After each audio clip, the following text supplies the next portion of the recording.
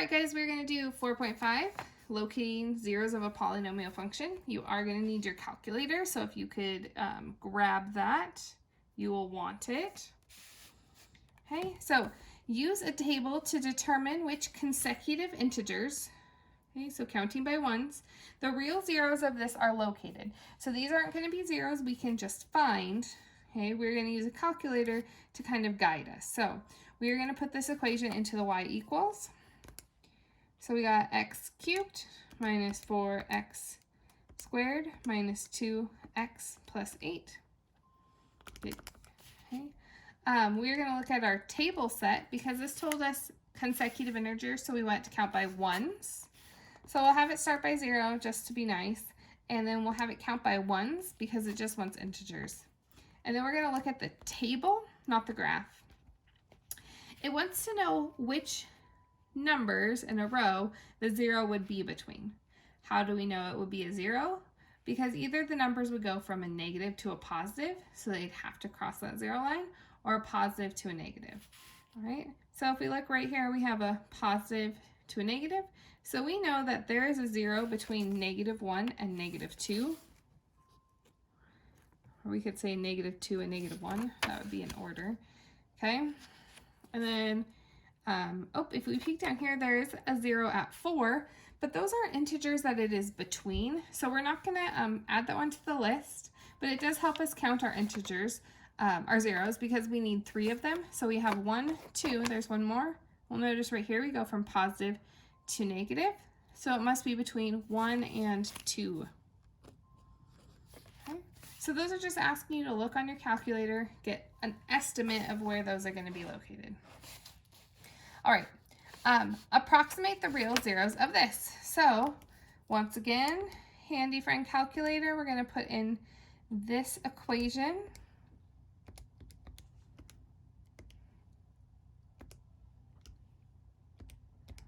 Okay, this time it says to the nearest 10th, so we're going to change our table set to a 10th.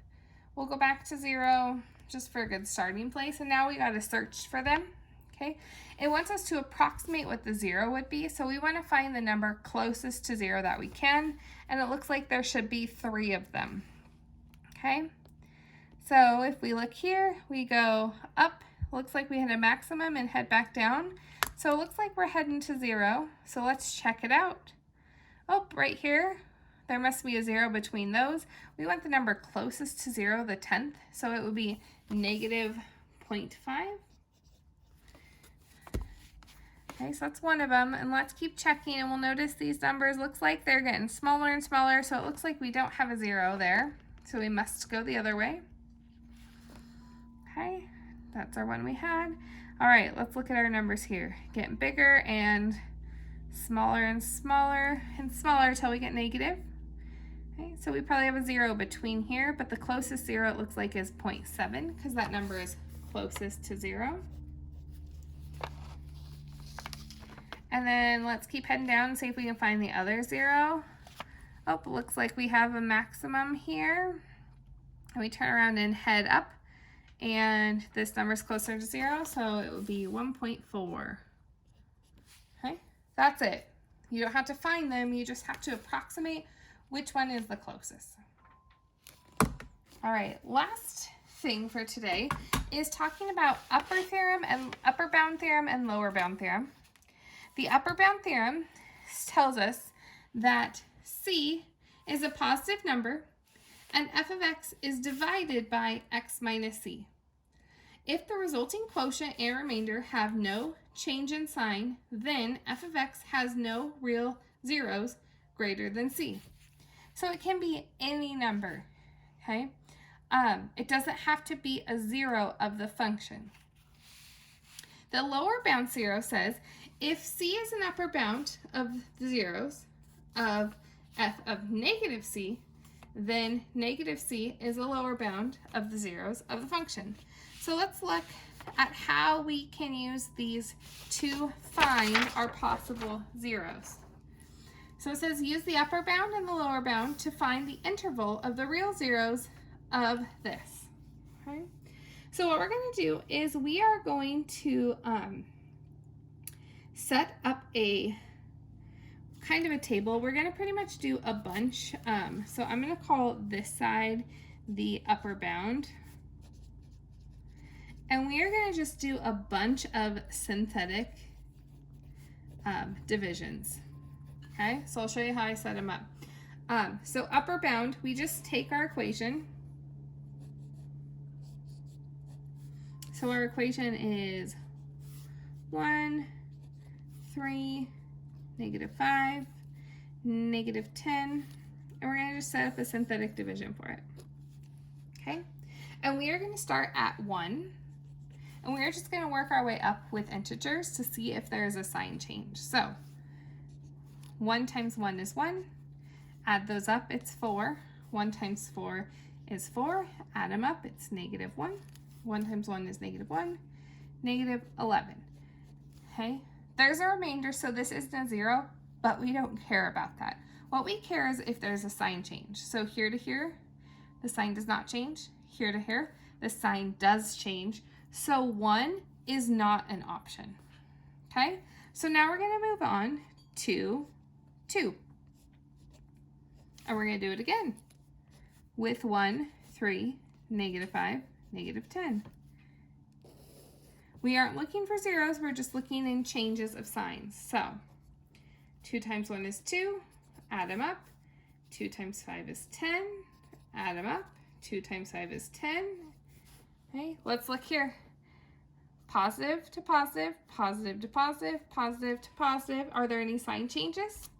No. So we know that 2 is an upper bound. 2 is going to be less than, or sorry, x is going to be less than or equal to 2. Why? Because of the upper bound, there are no sign changes. We also found that 2 is going to be a 0 of the function as well, but it just asks us to find the interval. Lower bound is a little bit sillier, okay? Because what we are going to do is we are going to do f of -x. So we're going to plug a -x in for our lower bound. So we are going to have a -x cubed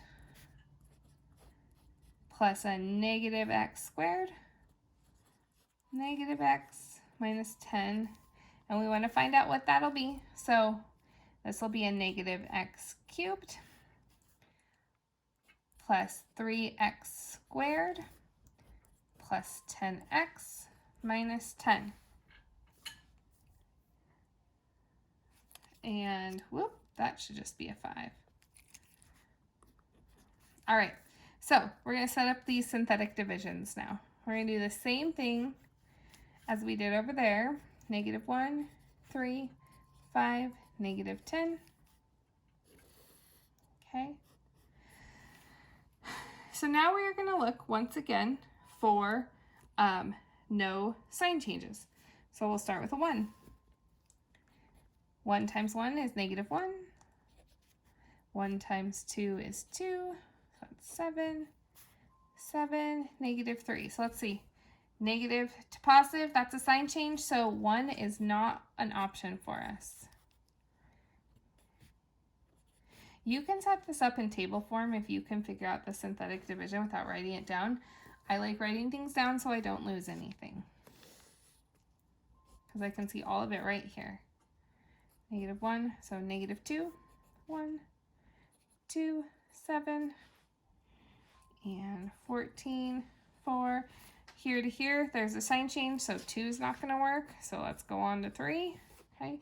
If you see one at the beginning, you could, stop realistically, because there's already a sign change, so it doesn't matter. So -1, -3, 0, 0, 5. So looks like a sign change, so 3 is not going to work. Okay. I'm going to run out of space. I'm going to have to move over to the side. So these ones, you obviously don't have to write as big as I'm writing. They take a little bit of space, but they're not hard. -4, -1, -4, 1. Oh, there's a sign change there. Okay, we're getting closer.